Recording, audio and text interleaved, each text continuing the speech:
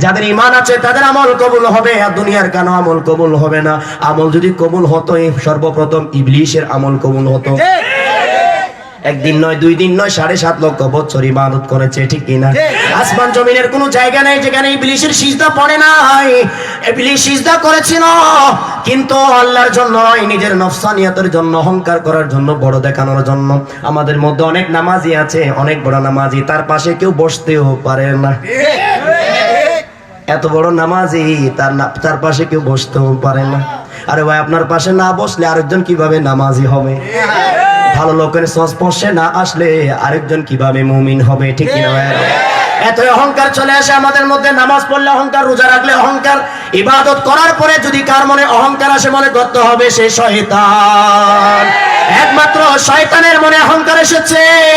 আর আদম তো মাটির, আমি তো আগুনের, আমি তো সেরা, আদম তো নিকৃষ্ট। না না না, আমি আদমকে সিজদা করতে পারি না, আমি আদমকে সিজদা করতে পারি না। আল্লাহ বলেন আবা ওয়াস্তাকবারা ওয়া কানা মিনাল কাফিরিন। আর তুই আদমকে সিজদা তো বড় কথা নয়, আদমকে সিজদা মানে আমার নবীর প্রেমের সিজদা। সুবহানাল্লাহ। আর আদমকে সিজদা তো দুনিয়ার কেউ হুকুম দেয় নাই, আমি আল্লাহ হুকুম দিয়েছি।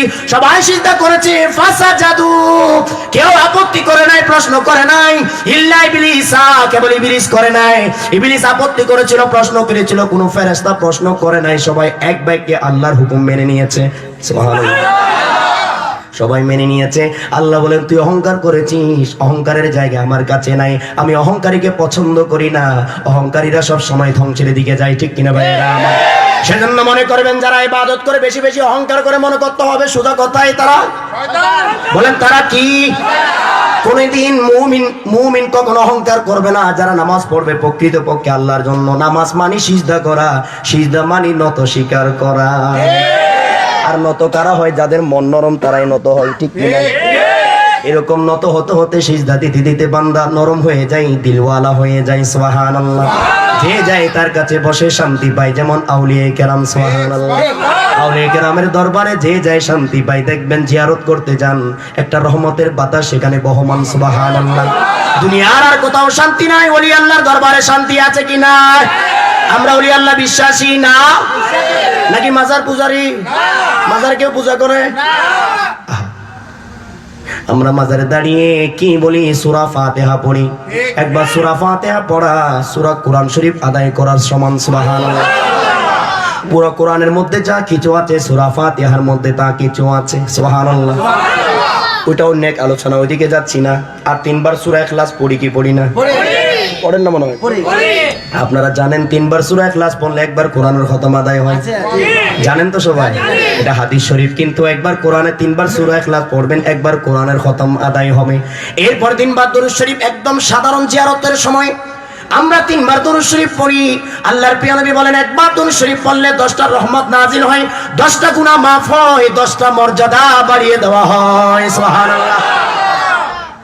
একবার দরুদ শরীফের ফজিলত। আর মাহফিল সাজাচ্ছেন, কত হাজার হাজার শত শত দরুদ শরীফ হয়। এই সওয়াবগুলো ক্যালকুলেশন করে শেষ করা যাবে না, ঠিক কিনা? দুনিয়ার ক্যালকুলেটর মেশিন শেষ হয়ে যাবে, কিন্তু সওয়াবের গণনা শেষ হবে না। তাহলে আমরা কবরকে সামনে নিয়ে, মাজার শরীফকে সামনে নিয়ে আমরা কি পড়ি?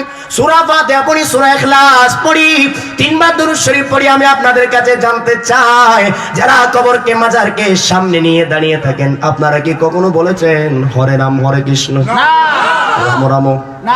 এগুলো কি বলেন? যাদের ধর্ম তারাই বলে, কিন্তু আমরা তো বলি না, ঠিক কিনা ভাই? আমরা তো এগুলো বলি না। তাহলে কেন পূজার সাথে জিয়ারতের তুলনা করা হয়?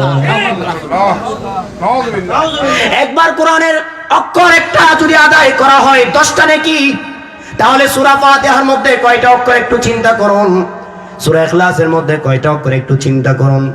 ঠিক। তাহলে দেখুন আমি যেটা বলতে চাচ্ছিলাম, তাহলে আমরা কবরকে দাঁড়িয়ে কেউ হরে রাম হরে কৃষ্ণ গীতা পাঠ করি না, আমরা পবিত্র কালামুল্লাহ শরীফ থেকে তেলাওয়াত করি, ঠিক কিনা ভাই? আমার কোরআনের তেলাওয়াতকে যারা পূজার সাথে তুলনা করে, তারা কি মুসলমান হতে পারে?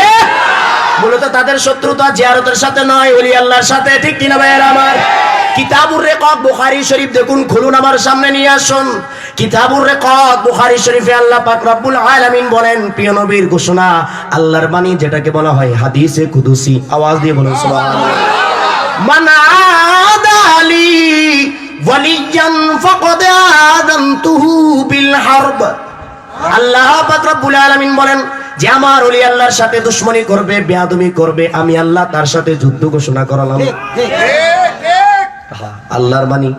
আল্লাহ বলছেন হাদিসে কুদসির মধ্যে, যেটা প্রিয় নবী ঘোষণা করেছেন, বুখারী শরীফের মধ্যে আসছে, কিতাবুর রিকাক। আল্লাহ পাক রব্বুল আলামিন বলেন মান আদালি ওয়ালিয়ান ফাকাদ আযানতুহু বিল হারবি।